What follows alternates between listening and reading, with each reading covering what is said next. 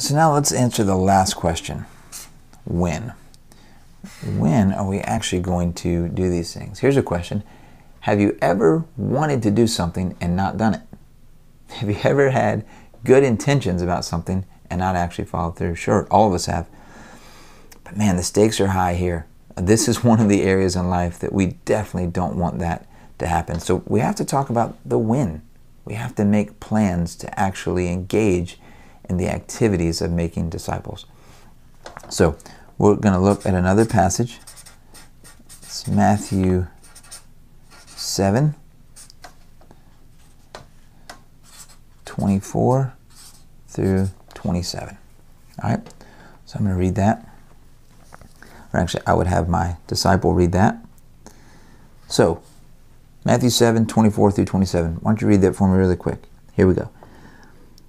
Therefore, everyone who hears these words of mine and puts them into practice is like a wise man who built his house on the rock.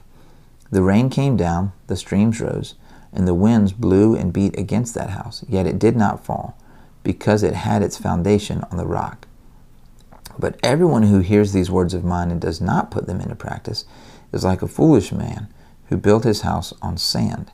The rain came down, the streams rose, and the winds blew against that house, and it fell with a great crash. So what is the point of this story that Jesus tells? Well, it's clear. Build your house on a solid foundation. Well, that's the answer most people will give, but you have to remember what Jesus said. The first thing he said is, everyone who hears these words of mine and puts them into practice is like a wise man who built on the rock. So the point is to do the things that Jesus says. So we say, 2 heard what Jesus said, but 1 obeyed. That's us. All right? So in order to do that, we need to make some plans. So here's 4 things that we want to do. We want to pray a certain time each day. We want to share with someone from our oikos map. We want to train someone. So we want to show them this tool.